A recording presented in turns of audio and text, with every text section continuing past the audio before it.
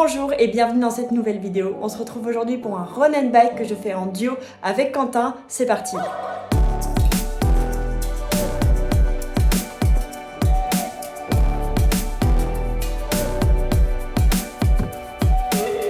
Expliquer du coup le concept d'un run and bike. L'idée c'est qu'on va partir à deux, donc je suis en duo avec Quentin, il va y en avoir un qui va courir et l'autre qui va être sur le vélo, et pendant toute la course, donc nous on fait le parcours de 25 km, on va faire des relais, donc un coup c'est Quentin qui sera sur le vélo et moi qui va courir à côté, et toutes les 1, 2, 3, 5 minutes, on n'a pas encore élaboré notre stratégie, on va échanger et comme ça pour aller jusqu'au bout des 25 km.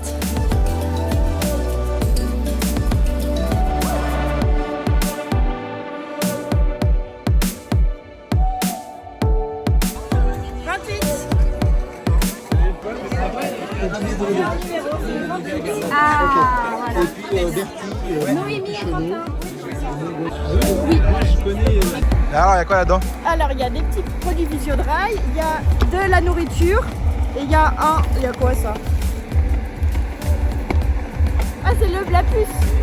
C'est la puce.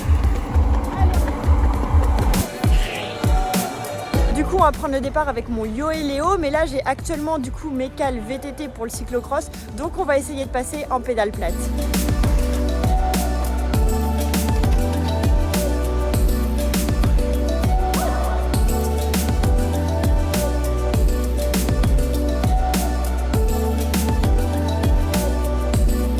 Dans un run and bike, la sécurité est primordiale. On doit courir avec un casque, donc on va le laisser sur la tête.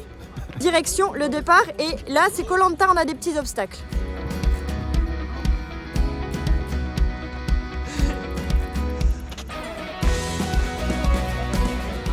La plupart des concurrents, je dirais 95% des gens sont venus en VTT.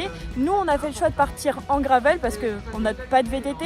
Et ce gravel, il va très bien faire l'affaire car j'ai reçu des pneus de Sig Tire. Ce sont des pneus Hutchinson en 45 mm de largeur. Donc on est quasiment sur des pneus de VTT. Ça va être parfait pour rouler pendant le run and bike.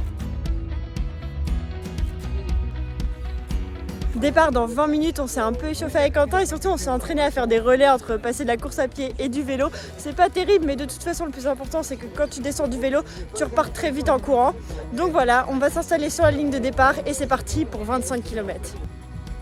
Afin d'effectuer le meilleur départ possible, c'est-à-dire le départ le plus rapide, on a mis Quentin pour ce rôle-là. Alors Quentin, raconte-nous comment ça s'est passé. C'était ultra stressant et surtout ultra rapide. Moi j'avais pour mission quand même de prendre les premières positions sur ce départ afin que quand Noémie me rejoigne, elle soit pas trop gênée par les autres vélos. Donc je voulais absolument être dans les 5-10 premières positions maximum. Donc j'ai décidé de partir super vite, malgré le fait que je savais que la distance était longue. Mais en fait c'est parti vraiment très vite, c'est-à-dire que c'est parti plus vite que ce que j'étais capable de faire en sprint. Donc j'ai essayé de temporiser un minimum pour pas non plus exploser, mais garder quand même le peloton de tête afin que tu sois pas trop gêné. Et ce qui était aussi un peu difficile, c'est que le sol était hyper instable, c'est-à-dire que c'était un champ de patates avec plein de trous. Donc forcément c'était un peu technique et j'ai pas du tout l'habitude de courir sur ce genre de sol. J'ai même pas du tout l'habitude de courir, donc c'était assez difficile pour moi.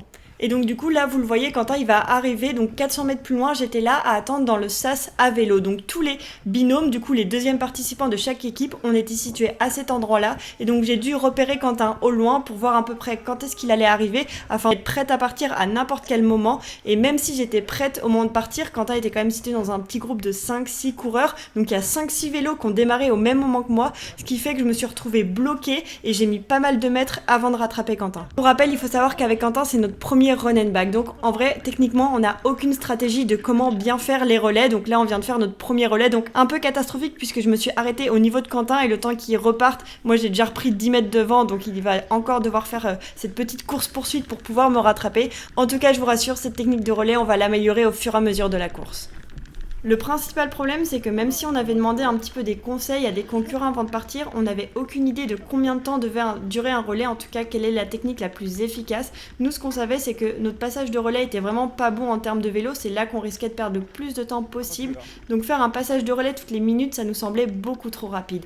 Donc c'est pour ça qu'on a un peu joué au pif, on a décidé de suivre un petit peu notre ressenti. Donc là, au début de la course, on a quand même été un peu cadré à essayer de changer toutes les 2 minutes parce que avec l'adrénaline, c'était quand même hyper épuisant. On avait le cœur très très haut tout le début de la course et puis au fur et à mesure, on a finalement suivi notre ressenti et donc ce qui a fait des relais soit de 2, de 3 ou de 4 minutes. On n'a pas tous eu un départ facile, comme vous le voyez à gauche de l'écran, il y a une équipe qui a crevé après à peine 1 km du départ, donc c'est vraiment pas de chance pour eux. Donc là on est avec Quentin sur le vélo, c'est la première fois que je fais un relais, et au moment où c'est à mon tour de retourner sur le vélo, vous pouvez vous rendre compte du temps que je perds. Je suis vraiment hyper mauvaise, je galère énormément à reprendre les pieds sur les pédales, ce qui fait que Quentin prend énormément d'avance et il se retrouve esselé et c'est vraiment pas une bonne chose. Effectivement, du coup là je suis tout seul, donc si jamais j'ai besoin de remonter sur le vélo pour X raison, je peux pas passer le relais. En plus de ça, du coup, il y a plein de gens qui te gênent, ce qui fait que tu mets plus de temps à me rattraper, et par conséquent aussi ton cœur il va monter, parce que tu es obligé de faire un effort pour me rattraper, alors que concrètement, si tu avais fait ton relais plus rapidement, tu serais directement derrière moi et t'as pas de soucis.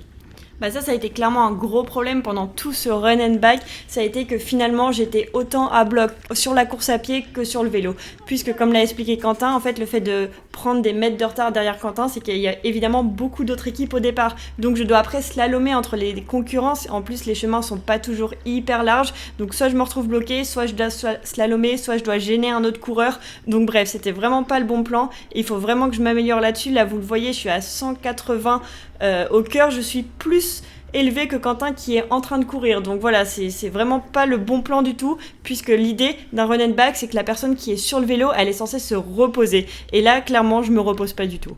Et ce qui était intéressant à analyser aussi, c'est qu'après quelques centaines de mètres seulement, mon cœur, je suis passé de 180 et je redescends directement hyper bas en fait, ce qui veut dire que je récupère, et ma partie sur le vélo est bien une phase de récupération pour pouvoir courir plus vite après, contrairement à toi du coup qui a du mal à récupérer sur le vélo. Bah là, ça montre finalement juste notre capacité de récupération qui est très très différente. Ça montre qui est entraîné et qui l'est un peu moins. C'est la force de Quentin, on va dire, c'est qu'il est capable de passer de 190 à 140 en quelques secondes. Finalement, là, il est déjà à 120 à l'écran. Moi, je cours, je suis à 190, mais quand je vais reprendre le vélo, je serai jamais très loin en dessous de 170, ce qui fait que Quentin, quand on a analysé son cœur, il avait vraiment des pics sur la fréquence cardiaque, et moi, ça fait juste des petites vaguelettes, quoi. Et c'est surtout, ça va me permettre de pouvoir reprendre en courant derrière beaucoup plus rapidement que si j'avais pas récupéré. Et juste à ce moment-là, du coup, de la course, on se fait doubler par ce duo de triathlètes. C'est la première équipe mixte qui nous double. Ils ont une belle tenue. Ils ont même le casque accordé à la tenue. Donc là, on est quand même sur des sportifs, je pense, plutôt haut niveau. Et en tout cas, on a essayé de les suivre. C'était un peu l'objectif que s'est fixé Quentin dans sa tête. Même moi aussi, j'ai essayé de me dire que c'était une bonne roue à prendre. Mais il n'y avait pas à dire. Ils étaient très rapides et surtout qu'ils étaient plutôt stratégiquement très bons puisqu'ils faisaient des relais de 1 minute. Parce que oui, évidemment, au départ, il y a plusieurs configurations d'équipes, on est tous par deux, mais la plupart des équipes sont 2 hommes, mais il y a aussi du coup les équipes mixtes, comme un homme, une femme, c'est le cas de Quentin et moi, donc c'est absolument ce classement-là que nous jouons. On espère obtenir la meilleure place dans le classement mixte. Donc là, on va assister à notre premier relais qui se passe de mieux en mieux. Puisque je suis assez lente à monter ou à descendre du vélo, je décide donc maintenant de prendre de l'avance en vélo devant Quentin, c'est-à-dire à peu près une dizaine de mètres, ce qui me permet de m'arrêter complètement, de descendre du vélo. Quentin a le temps de me rattraper, d'attraper le vélo par la selle, et moi, je peux direct filer, continuer à courir. D'ailleurs là, tu m'as rendu le vélo avec les vitesses tout à droite, du coup j'ai galéré à repartir. L'astuce, c'est quand même de remonter les dents avant de donner le vélo, comme ça le mec qui reprend le vélo, il a pas tout le braquet à droite. Enfin, je tiens à dire que j'ai récupéré de nombreuses fois le vélo avec quand même un gros braquet. Ouais, c'est difficile de penser à tout quand on court. On a notre deuxième équipe mixte qui va nous doubler, encore une fois une équipe qui est en maillot, donc ils viennent du club du SCO Angers Triathlon, donc encore une très grosse équipe, on va pas mal se courir après pendant quelques kilomètres, mais à un moment ils vont largement nous devancer. En tout cas, moi ça fait déjà 3 kilomètres que nous sommes partis, je pensais pas que ce serait aussi intense, vous le voyez à mon cœur, là je suis à plus de 200, parce que vu qu'il y a toute cette adrénaline, tous ces concurrents qui se débattent pendant les premiers kilomètres, c'est là que le tempo est le plus rapide, c'est là qu'on a envie de pas laisser passer une équipe devant nous, ce qui fait que c'est hyper intense et je me dis que je vais jamais tenir ces 25 km. Là ça va, on est sur du bitume, mais il faut pas oublier que la plupart du terrain c'est du terrain un peu trail, enfin c'est dans des champs, dans des chemins, et moi je cours sur l'île de Nantes, j'ai clairement pas tous ces paysages en tête et c'est vraiment beaucoup plus difficile de trouver son équilibre, on a souvent tendance un petit peu à déraper sur des cailloux ou des branches, donc c'est pour ça que rien que pour ça l'effort est plus difficile que ce que j'ai l'habitude de faire. Pour moi, du coup, c'était assez difficile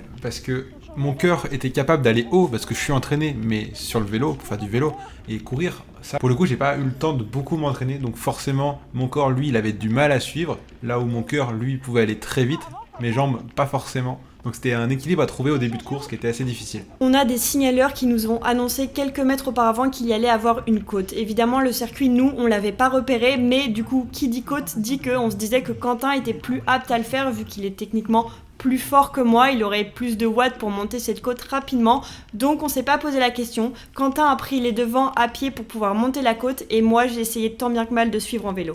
Et pour le coup, je me suis vraiment donné. J'ai fait la côte complètement à bloc, sachant que en haut de la côte, j'allais pouvoir reprendre le vélo pour récupérer et donner le relais à Noémie. Donc dans cette côte, je me suis accroché aux personnes qui sont devant, sachant que dans ces coureurs-là, il y avait une équipe mixte, donc je le savais et j'avais pas envie de les laisser partir.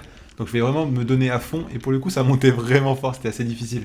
Donc là, on l'a vu en début de la côte, j'étais dans la roue de Quentin et là, il y a donc la coureuse mixte qui vient de me passer et moi, je suis du coup très très loin de Quentin. Plus ça va, plus je perds des mètres. Vous le voyez, j'ai le guidon un peu branle-ballant, il va de gauche à droite, je glisse. On se rend pas compte à l'image, c'est hyper frustrant, mais vous voyez, il y a une pente à 15%, donc c'est vraiment énorme et moi, j'ai pas du tout les watts pour m'en sortir. Et au fur et à mesure de la côte, je me doutais finalement que le vélo allait être en galère dans la côte et que par conséquent, il fallait que je garde un tout petit peu d'énergie pour après la côte continuer l'effort parce que je me doutais bien que Noémie allait mettre un peu de temps à me rattraper. Et pour le coup, je pensais pas autant. Moi non plus, je pensais pas autant galérer et surtout que vous voyez, là je me fais doubler par une VTTiste, donc je me dis que c'est possible de monter cette côte en vélo. Je me pose pas la question de savoir si je dois descendre à pied et finalement c'est quand je la vois elle descendre à pied que je me dis mais oui, je suis trop bête, pourquoi je me laisse galérer à essayer de tenir le vélo. Et là vous voyez, il y a 2 vélos qui viennent de me dépasser, donc j'ai vraiment créé un petit bouchon en plus. Mais malheureusement, c'est déjà un peu trop tard. Genre là, je suis complètement à bloc. Là, je finis de la monter à pied tant bien que mal, mais Quentin est déjà très très loin. Et moi, pendant ce temps-là, je continue de courir et je fais que de me retourner parce que je sais pas où est Noémie et je sais pas quoi faire. Je sais pas si je dois l'attendre parce que concrètement, dans les règles, on n'a pas le droit de prendre trop de distance entre nous. Je sais pas si elle a eu un problème et est-ce que je dois faire demi-tour pour aller l'aider parce que peut-être qu'elle a déraillé et elle n'arrive pas à réparer le vélo. En fait, moi, j'étais totalement perdu parce que je venais juste de faire un effort difficile qui était vraiment utile pour l'aspect compétitif de la course. Et en même temps, ça servait à rien de continuer de courir parce que c'est une course en duo et pas en solo. C'est clairement l'exemple de ce qu'on vous disait tout à l'heure, c'est le problème des run and bike, c'est vraiment dès qu'on est séparés, il n'y a plus aucune communication et c'est là qu'on perd le plus de temps. Donc là, je suis remontée sur le vélo, je suis quand même assez à bloc et malheureusement, je vais tout donner pour rattraper Quentin, mais je vais pas avoir de chance et je vais avoir une énorme branche qui va se coincer dans le dérailleur arrière. Donc par réflexe, je vais avoir envie de tirer un gros coup, mais elle est vraiment grosse et j'ai pas du tout envie d'éclater mon vélo à ce moment-là de la course. Donc je vais vraiment réfléchir 2 secondes, casser un bout de la branche, la tirer discrètement et me remonter le plus rapidement sur le vélo pour rejoindre Quentin. Et moi, pendant ce temps-là, j'étais à l'autre bout du champ et je la voyais s'arrêter et je me disais mais qu'est-ce que je dois faire ? Est-ce que je fais concrètement demi-tour pour aller l'aider ? Et au moment où je la vois repartir, je me dis bon c'est bon, elle va arriver. Au final, elle était un petit peu loin donc j'avais l'impression qu'elle roulait tout doucement, même si bien sûr le terrain est pas aidant, on va dire, c'est assez difficile. Et on peut voir que du coup devant toi, il y a encore une équipe mixte qui vient de nous passer. Donc là, je me disais mince, on va être sorti du podium. Enfin, c'était assez frustrant comme moment de devoir attendre. Et du coup, concrètement, je me suis arrêté pendant 1 minute à attendre juste que t'arrives. Voilà, c'est ça. Quentin a attendu pendant 1 minute, donc même lui, au niveau des jambes, ça l'a clairement un peu refroidi. Et au niveau du moral aussi, on n'a pas compté combien de gens t'ont dépassé, mais je pense qu'il y a facilement une dizaine d'équipes qui nous sont passées devant à ce moment-là. Moi, entre le bas de la côte et le moment où je retrouve Quentin, il a dû se passer plus de 5 minutes facilement. Donc voilà, on a pris un petit coup au moral. Voilà, là, j'aperçois Quentin qui est juste dans le virage après, qui est un peu déboussolé quand il me voit arriver. Je sais que je vais lui devoir quelques explications parce que là, on a vraiment perdu énormément de temps sur ce mouvement. Du coup, directement, je te dis de prendre le relais parce que je pensais que tu avais un problème avec le vélo. Donc, je m'étais dit, si tu pars courir, peut-être que je vais pouvoir réparer le vélo. Au final, du coup, tu prends le relais, mais tu es déjà à 180 parce que tu as fait l'effort, du coup, avec tout ce qui s'est passé avant. Bon, c'était peut-être pas forcément la bonne solution. J'aurais peut-être dû reprendre à courir directement, mais vu que j'avais récupéré. Là, je pense qu'on a fait une erreur. Mais clairement, tu pouvais pas deviner. Enfin, c'était là. Si jamais il y avait un problème technique, ça aurait été mieux que ce soit toi qui reprennes le vélo. Mais oui, moi là, je suis à 190, je suis complètement à bloc. Je m'en veux énormément d'avoir perdu autant de temps. J'ai énormément galéré dans la côte. En plus, du coup, je suis en train de te parler pendant que je cours pour me justifier. Il y a de nouveau une nouvelle côte. Enfin bref, ce moment-là de la course, il était vraiment horrible. Du coup, une fois que j'ai redonné le relais à Quentin, lui, il avait toujours en tête cette 3e équipe mixte qui nous a doublé pendant cette côte-là. C'est pour ça qu'il a fait un énorme relais à ce moment-là, parce qu'ils sont juste devant nous. Vous les voyez, ils sont tous les deux en noir. Donc Quentin va tout donner pour les rattraper. Et cette course un peu chasse-patate avec cette équipe, elle va durer quand même pas mal de temps. Un coup, on va les doubler, un coup, ils vont nous redoubler, un coup, enfin voilà, ça va vraiment se jouer pendant quelques kilomètres. Moi, personnellement, je suis pas sûre de l'avoir hyper bien vécu parce que finalement, ça rajoute une pression supplémentaire. Un coup, Quentin prend un relais, il prend de l'avance. Au moment où moi, je suis en train de courir, on se fait redoubler. Donc voilà, finalement, c'est ce petit jeu-là, il rajoute une pression supplémentaire, ce qui fait que je reste d'autant plus tout le temps à bloc. On se retrouve quelques mètres plus loin où j'ai de nouvelles fois fait une nouvelle erreur puisque là vous voyez Quentin du coup va doubler la coureuse de l'équipe mixte et là il y a un petit poteau qui va gêner son binôme et à ce moment là je vais le laisser passer puis un autre cycliste en bleu va aussi le laisser passer ce qui fait que moi je me retrouve en 3e position et Quentin est loin devant moi et quelques mètres plus loin, on va avoir une difficulté technique qui fait que j'ai encore pris du retard. Et moi, du coup, quand je vois ce trou, je décide de m'arrêter pour prendre le vélo, sachant que Noémie n'arriverait pas à le passer en vélo. Comme ça, elle prend le relais à pied et on perd pas de temps. Sauf qu'au moment où je m'arrête, bah t'es pas là. Du coup, j'attends et on perd du temps. Derrière loin. Je tiens pas. Faut mouiner plus. Tu peux pas rouler doucement en emmenant gros. Petit passage technique supplémentaire, heureusement il y a un bénévole qui est là pour nous aider puisque là il y a quand même un sacré gros trou, moi je décide de le passer sur les fesses pour ne prendre aucun risque, en plus vous voyez l'équipe mixte est juste devant moi donc moi j'ai pas le droit de perdre de temps en courant et Quentin du coup il va se faire aider et quelqu'un va lui porter son vélo pour pouvoir repartir de plus belle juste après ce gros trou. Cette pression à cause de cette équipe mixte, elle est toujours là. Là, on essaye de faire des passages de relais rapides, mais Quentin va un peu trop me balancer le vélo et je vais pas réussir à le rattraper. Donc, petite chute du vélo, heureusement, rien de trop grave. Mais comme d'habitude, ça me fait perdre toujours un petit peu de temps et je vais devoir repartir en sprint pour rattraper Quentin. Et moi, pendant ce temps-là, du coup, je savais pas si le vélo avait potentiellement déraillé. Du coup, je faisais que de me retourner parce que je me disais, s'il y a le moins de problèmes sur le vélo, on est dans la merde. On arrive donc à la fin de la première boucle de ce circuit. Donc là, je pense pas que vous reconnaissiez, mais c'est donc à cet endroit qu'on a fait le départ de la course. Ah non, c'est pas doubler avant le pont là, ils vont essayer de nous doubler là. Je vais pas péter le cœur non plus, mais. Et du coup, on va arriver à un nouveau passage technique, c'est-à-dire un pont flottant. Et là, on n'a qu'une seule règle, c'est-à-dire que les coureurs et les cyclistes doivent descendre du vélo et marcher à pied absolument. On a marché dessus le matin, c'est vrai que c'est hyper glissant, donc c'est pas du tout le moment de finir à l'eau. Donc c'est pour ça que ça permet aussi de faire un petit moment de récup, ce qui est pas mal non plus. Donc voilà, là on arrive sur le pont flottant, c'est plutôt joli. Et donc moi j'y vais quand même plutôt à fond, je fais quasiment de la marche rapide. Quentin avait même du mal à me suivre, je crois, sur le ponton. Et l'idée c'est quand même de perdre le moins de temps possible. Heureusement, ce pont-là, on a réussi à le passer avant l'autre équipe mixte, ce qui fait qu'on fait un petit peu barrage et ils pourront pas nous doubler à ce moment-là.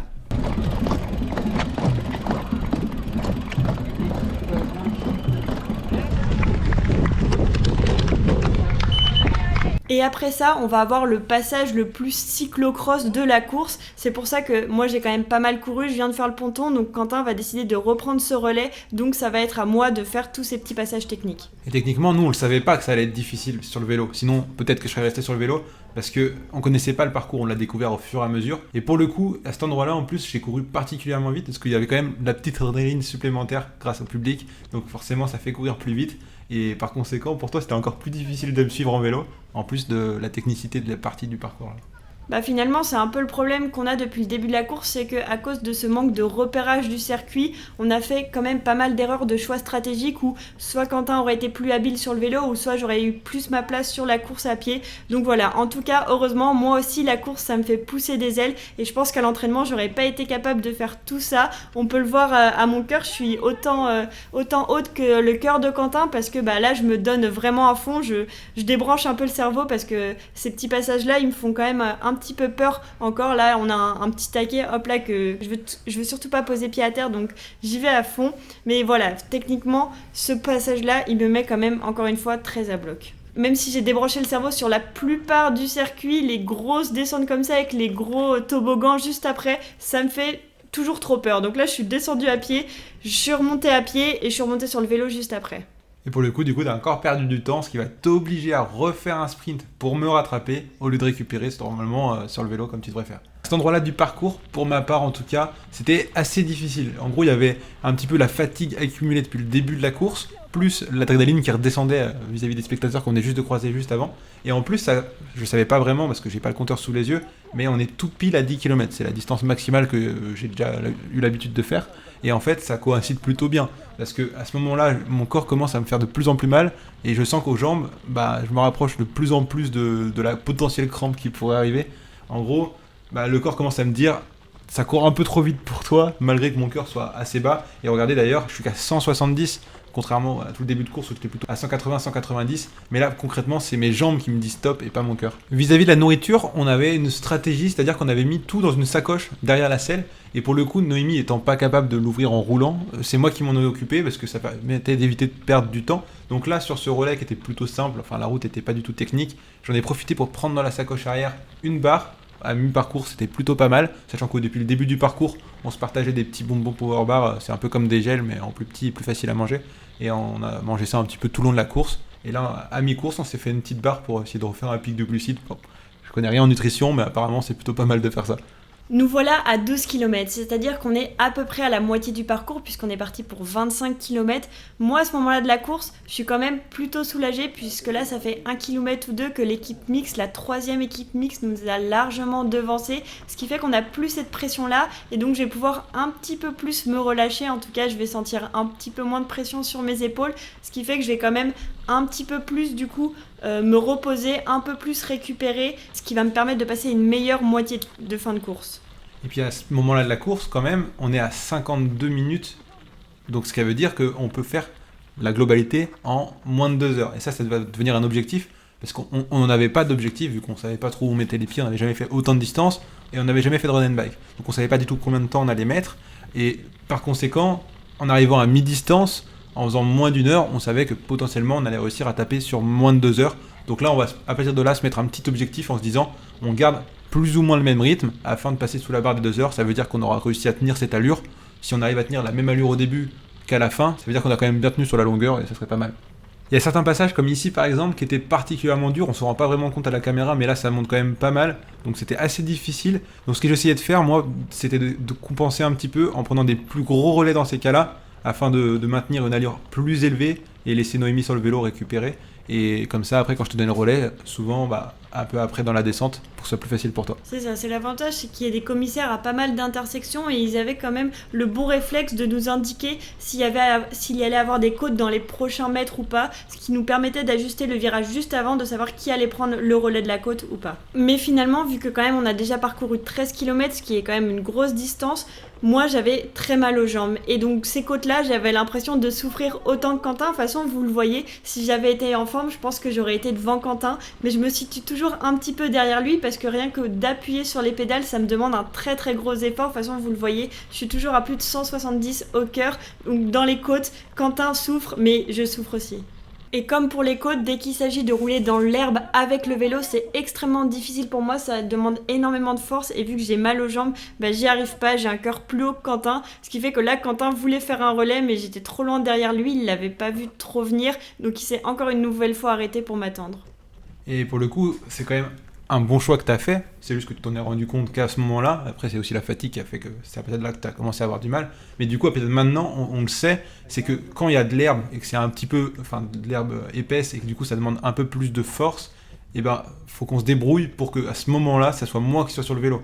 Et par conséquent ça veut dire qu'avant, il faut que ce soit moi qui cours, c'est assez difficile vu qu'on connaît pas le parcours, ça va être un peu aléatoire, mais on va essayer de faire en fonction. Il s'agit pas d'un très gros obstacle, mais ça suffit pour me terrifier, puisque là on va devoir passer le fossé et qu'il y a une planche en bois qui a été installée. Quentin l'avait vu venir à l'avance et il m'avait dit de lui passer le vélo parce qu'il savait que ça allait me faire peur. Mais bon, j'y suis quand même allée, vous avez vu, j'ai quand même bien tapé 2 fois. J'ai failli me ramasser à la sortie de la planche en bois, mais heureusement rien de trop grave. Nous voilà à 16 km parcourus. On arrive donc au château de Noirieux, c'est ici qu'a lieu le ravito. Quentin, sur ses courses, il a l'habitude de pas s'arrêter et en soi, vu qu'on avait quand même prévu à manger, on n'avait pas trop le besoin de s'arrêter. Effectivement, en fait, quand on est arrivé devant ce ravito, j'ai un peu bégayé, je me suis dit je m'arrête pas, qu'est-ce qu'on fait? Et au final, on avait de l'eau sur notre vélo, on avait à manger dans la sacoche, du coup il n'y avait pas vraiment de raison de s'arrêter. Mais moi, vu que je suis plutôt gourmande, à ce moment-là, j'ai quand même tendu le bras, j'ai un petit peu ralenti pour quand même regarder à droite à gauche ce qui se faisait. J'ai attrapé 3 abricots, j'en ai mangé un et j'ai donné le reste à Quentin.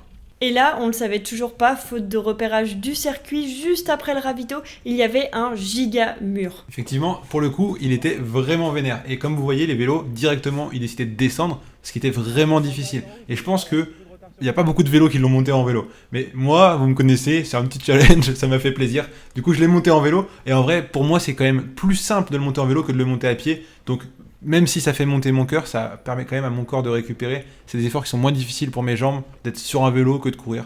Donc du coup, je l'ai monté en vélo. Et en plus, après la côte, ça continue de monter pendant longtemps. Donc avec Noémie, on a discuté et du coup, je lui ai dit, je garde le vélo jusqu'en haut parce que, comme on disait tout à l'heure, t'es plus facile à pied que sur le vélo.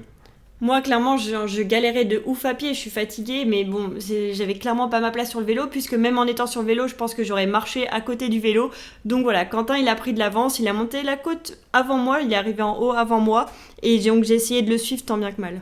À ce moment-là, du coup, on était dans une partie de route très simple du coup à vélo, et par conséquent, quand je vois qu'il y a un petit ravito sur la droite, ils me disent chocolat, banane, et je me dis oh, un petit carré de chocolat, ça ferait pas de mal. Je prends le temps de m'arrêter, du coup, je prends quelques chocolats, quelques bananes, et je repars tranquillement avec du chocolat plein la bouche. Je regarde un petit peu pour Noémie que je lui donnerai quand elle prendra le vélo.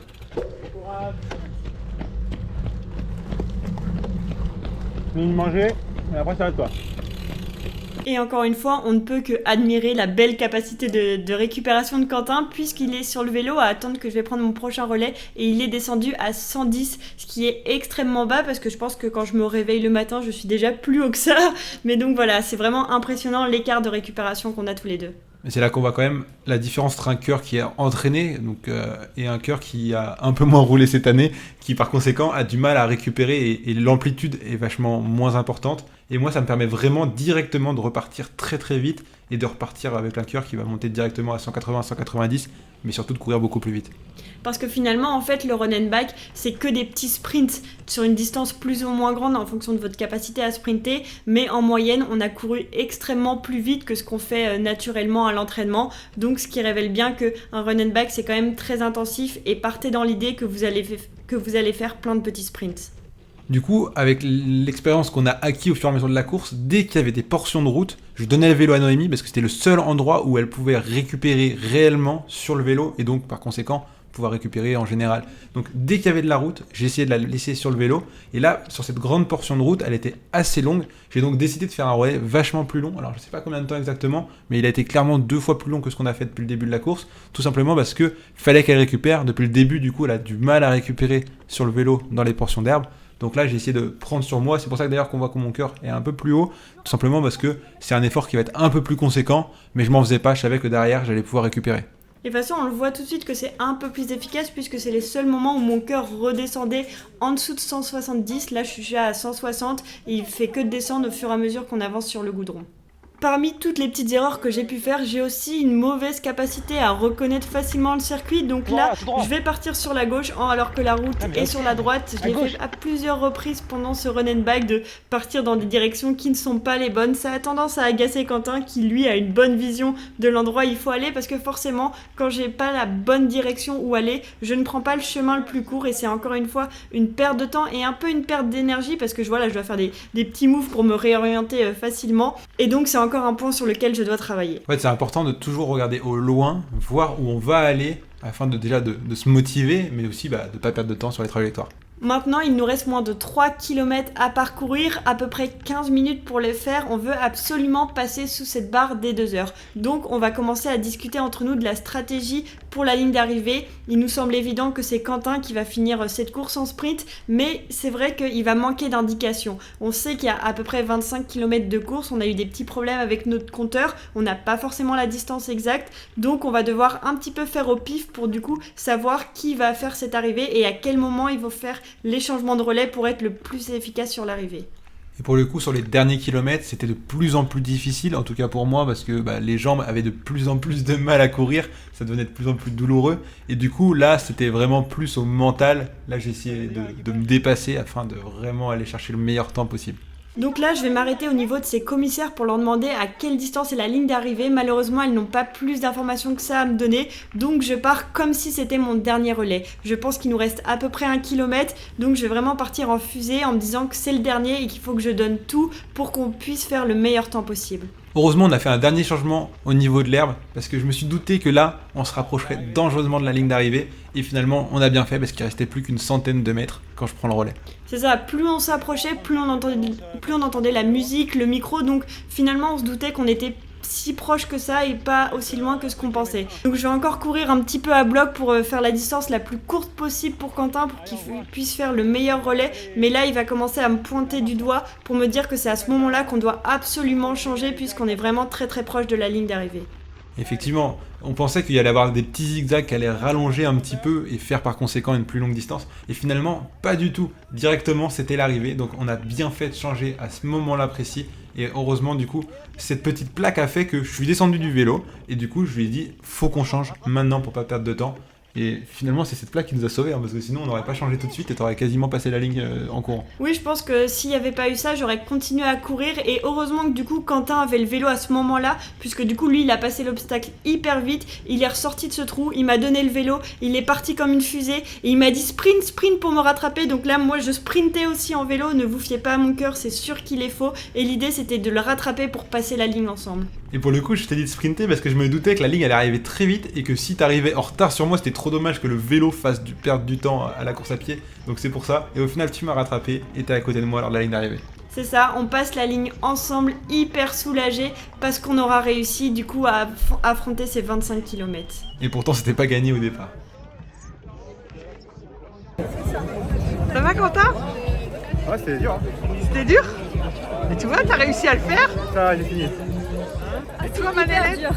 Et pour ma part, c'est aussi dur sur le vélo qu'en course à pied. Du coup, ouais, c'était vraiment Regarde. intense. Alors au final, qui a le plus couru sur le vélo? Qui a le plus marché? Je sais pas, je pense que peut-être Quentin il est en 60% de course à pied. On n'a pas Mais compté parce du qu'il a tout. couru beaucoup plus vite, donc je pense qu'il a parcouru plus de distance. Mais sinon, en termes de temps, peut-être que ça se vaut à peu près. Mais c'était dur, hein, les 10 premiers kilomètres, on n'était pas bien. Hein. Non, Parce qu'en ouais. fait, on avait un duo mixte pendant les 10 premiers kilomètres qui était au même niveau que nous. Du coup, ça mettait une pression de fou. Moi, perso, une fois qu'ils se sont éloignés, ça m'a.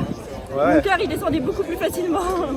Après, par contre, du coup, on s'est relâché. Ouais, Mais Après, c'est on a fini à bien! bloc.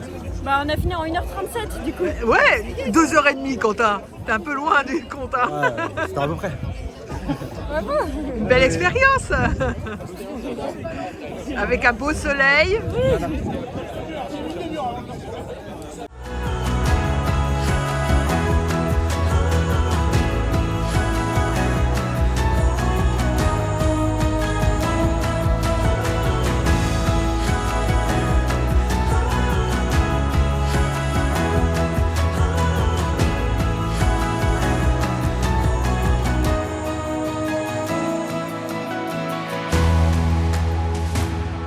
Nous terminons du coup finalement 5e duo mix, on était quand même une quinzaine de mixtes au départ, donc on est hyper contents de nous pour des gens quand même très peu entraînés en run and bike et c'était notre premier, et ben on a quand même fait un super résultat, donc on est très contents. J'espère que vous avez aimé la vidéo, si c'est le cas n'oubliez pas de liker et pour voir les prochaines n'oubliez pas de vous abonner. Je vous donne rendez-vous dans 2 semaines puisque ce week-end je participe à la Gravel Fever, j'ai quand même 160 km à parcourir donc ça va être très coriace. Donc je vous donne rendez-vous dans 2 semaines pour découvrir la prochaine vidéo. Je vous dis à bientôt, bye bye.